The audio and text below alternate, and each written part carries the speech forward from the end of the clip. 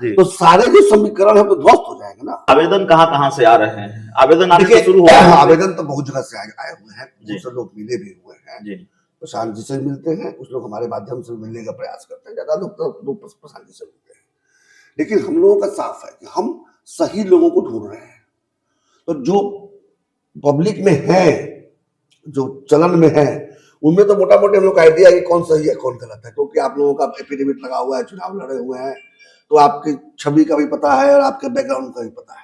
सच्चिदानंद राय को गुस्सा क्यों आता है? तेजस्वी यादव को न जाने क्या कर देते हैं। सच्चिदानंद राय नीतीश कुमार पर बिल्कुल भड़क उठते हैं। देखिए, ऐसा है जी के बारे में मेरे मुंह से अब शब्द अनायास निकल गया था, क्योंकि मन में गुस्सा था तो एक शब्द निकल गया तो तीर कमान से बात जुबान से निकलने में लौटती नहीं है।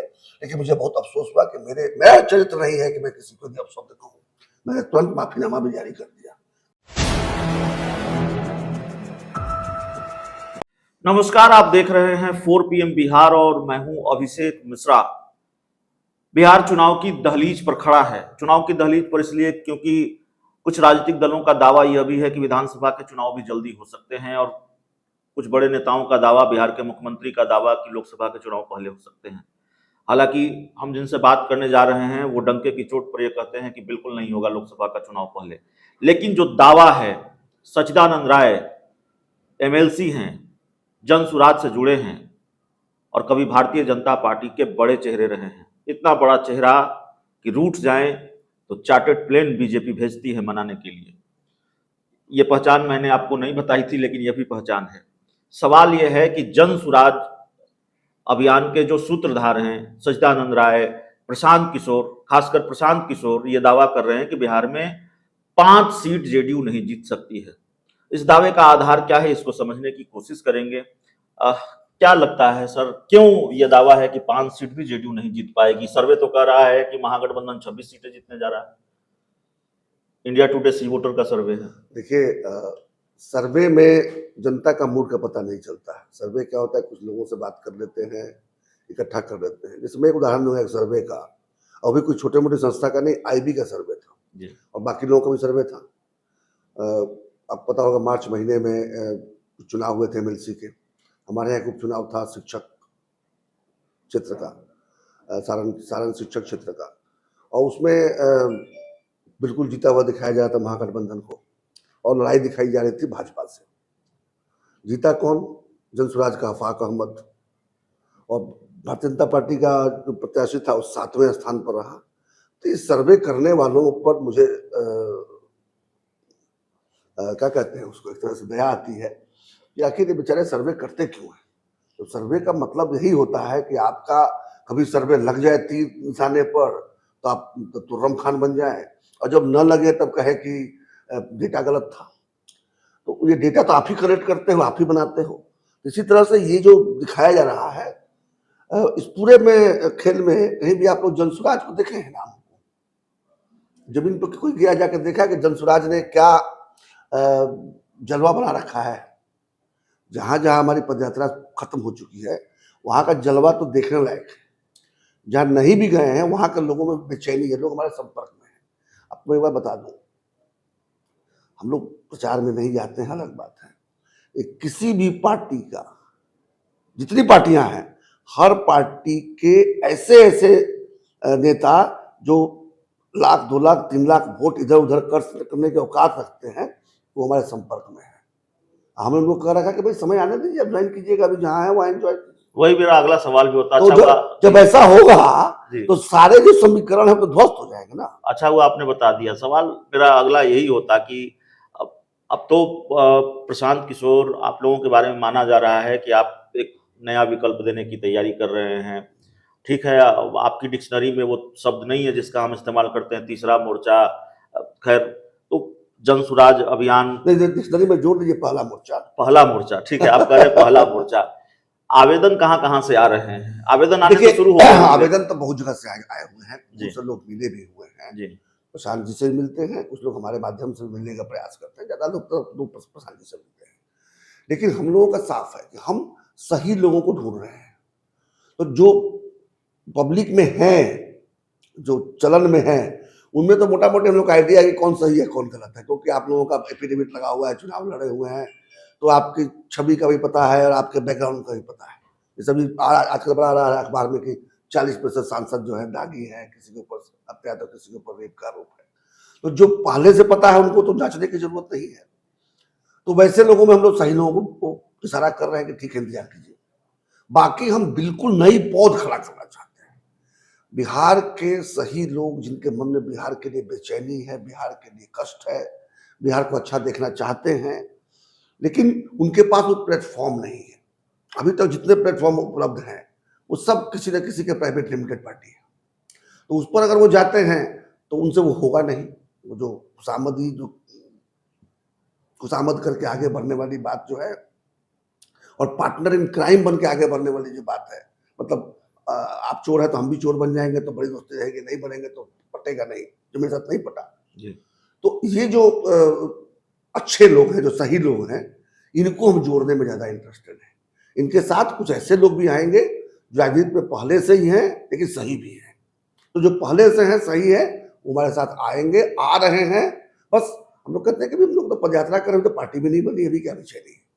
अगर कभी पार्टी बनाएंगे तो आपको भी निमंत्रण देंगे। तो आपसे ज्यादा हड़बड़ी आवेदकों को है, आप ये कर रहे हैं? नहीं, आवेदकों को नहीं है। मैं फिर इसको क्लियर कर दूं कि बिहार के लिए जिनके मन में बेचैनी है। आज देखिए 8-9 तारीख को दिल्ली में गद्दी दुल्हन बना हुआ था और दर्जनों राष्ट्रों के राष्ट्राध्यक्ष आए हुए थे। भारत का बड़ा गुणगान हो रहा था, काम भी अच्छा हुआ। मैं तो अच्छी चीज को अच्छा कहने में ज्यादा बेबाक आदमी हूँ, तो बिल्कुल मानता हूं कि भारत सरकार ने G20 की अध्यक्षता को बड़ी खूबी से निभाया और भारत का सुनाम हुआ। लेकिन जब मैं उसको देख रहा था, जो बड़ी बड़ी विकास के दावे किए जा रहे थे, मेक इन इंडिया वगैरह वगैरह दावे किए जा रहे थे, मैं देखा था कि बिहार कहाँ है। लगा था जब बिहार भारत का हिस्सा ना हो, ये कैसे देश का गुणगान हो रहा है जिस देश का हिस्सा ना हो। क्यों ऐसा है? 40 में 39 सांसद देने वाला बिहार ऐसी बैठकों में गौड़ कैसे हो जाता है, ऐसे विमर्श में गायब कैसे हो जाता है, ये दुख का विषय है। और मैं ही दुखी नहीं हूं, मेरी तरह सोचने वाले जितने भी सही लोग हैं, तो सही लोग का मतलब मैं नहीं कहता जो राजनीति में है, राजनीति के बाहर भी हो सकते हैं, वो यूपीएससी वाले IAS IPS हो सकते हैं, रिटायर्ड लोग हो सकते हैं, डॉक्टर इंजीनियर चार्टर्ड अकाउंटेंट्स हो सकते हैं, बिजनेसमैन हो सकते हैं, जो सफल लोग हैं, जिनको बिहार में स्थान नहीं मिलने के चलते बिहार के बाहर जाकर सफलता की है। कुछ लोगों ने बिहार में भी अच्छा काम किया, आज जिनका दिल बिहार के धड़कता है, वो जुड़ रहे हैं हमारे साथ में। एक आखिरी सवाल है, और ये सवाल ऐसा है, आप परेशान हो गए इस सवाल से। आपके शुभचिंतकों ने लगातार आपसे ये सवाल पूछा होगा, जो मेरा ख्याल है।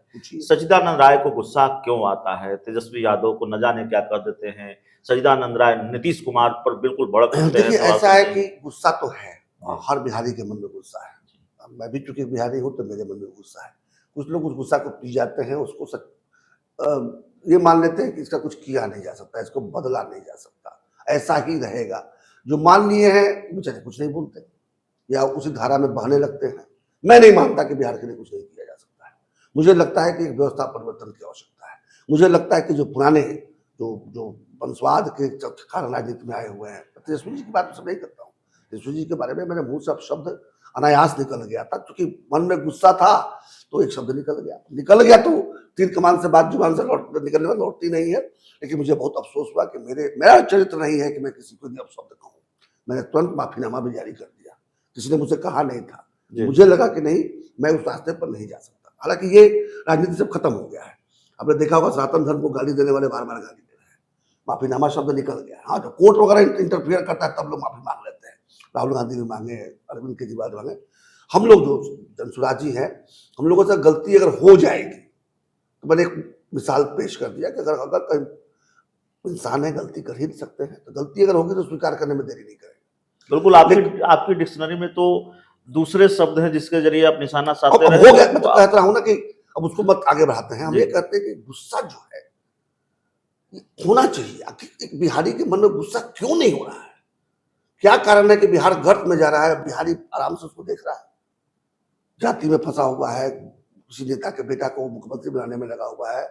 और तो सबसे बड़ी बात है कि एक कोई पार्टी बना लेता है, अपने आप को नेता घोषित कर देता है, रथ बना लेता है, घूमना चालू कर देता है और कहना चालू करता परसेंटेज दिखाकर, पता नहीं कहाँ से जाति जनगणना सब आता है, जाति जनगणना भी हुई नहीं है, लेकिन लोग नंबर ले लेते हैं कि हमारे पास 18% है, तो कोई 16% है, तो कोई 12% है, तो कोई 25% है, और जेब में लेके घूमना चालू कर देता है। और गठबंधन में जाते हैं, उस आधार पर उनको सीट भी मिल जाते हैं, भले जनता उनको नकार दे। आपने देखा होगा पिछले चुनाव में, 2020 के चुनाव में और उसके पहले 2019 के चुनाव में, कि कई दलों को सिर्फ उसी आधार पर कि उनके पास इतना प्रतिशत वोट है, उनको सीटें मिल गई, और वहां पर जब गए तो टाइम फीस हो गए, जमानत भी जब्त हो गया, लेकिन फिर भी वो जाति के नाम पर किए जा रहे ये जो बिहार में अलग अलग तरीके के बयान आ रहे हैं, गिरिराज सिंह इंडिया को लेकर कह रहे हैं कि ये सनातन के खिलाफ वाले लोग हैं, इस तरह के बयान आरजेडी के प्रदेश अध्यक्ष जगदानंद सिंह कर रहे हैं, टीका वाले गुलामी के प्रतीक हैं, या जो भी बयान उनका आया, तो ऐसे कई बयान आ रहे हैं। बिहार के शिक्षा मंत्री हैं प्रोफेसर चंद्रशेखर, वो मर्यादा पुरुषोत्तम बता रहे हैं पैगंबर को, जो भी उनका बयान है, इन बयानों को कैसे देख रहे हैं? क्या देखिए, शिक्षा मंत्री जी के ऊपर तो कुछ कहने पर फिर गुस्सा आ जाएगा, फिर कुछ अपशब्द निकल जाएगा, इसलिए उनको आउट कीजिए नंबर से। वो पता नहीं क्यों शिक्षा मंत्री बने हुए हैं, क्या मजबूरी है मुख्यमंत्री उप मुख्यमंत्री की उनको शिक्षा मंत्री बनाए हुए हैं, तो इसलिए उनकी बात छोड़ दीजिए। अब बाकी लोगों का जो आपने नाम लिया, ये भटकाने के लिए है, असली मुद्दों पर चर्चा ना हो, बच्चों की पढ़ाई, युवाओं की कमाई, मरीजों की दवाई, इस व्यवस्था पर चर्चा ना हो, इसलिए यहाँ वहाँ कोई तीर फेंक, कोई एक फेंक देता है विषय, दूसरा उस पर कूद पड़ता है, और पता चला क्या कि जनता को समझ में नहीं आता कि अरे यार ये क्या विषय पर चर्चा हो रही है। सनातन किसी के बाप की औकात है कि सनातन को का उन्मूलन कर दे। जब 1000 साल की गुलामी में सनातन का उन्मूलन नहीं हुआ, तो किसी के बयान देने सनातन को उन्मूलन हो जाएगा। तो कुछ जो कह रहा है उस पर आपको दया आनी चाहिए कि क्या बेवकूफ क्या बोल रहा है, उस पर विमर्श करने की क्या, चर्चा करने की क्या जरूरत है।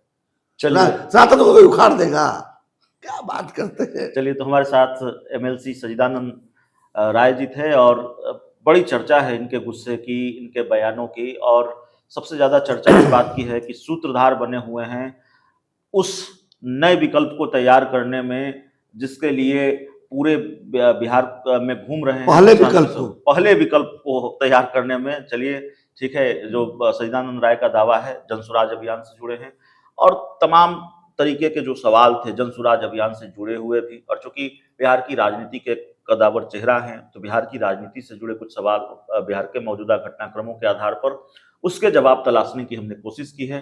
बहुत बहुत धन्यवाद।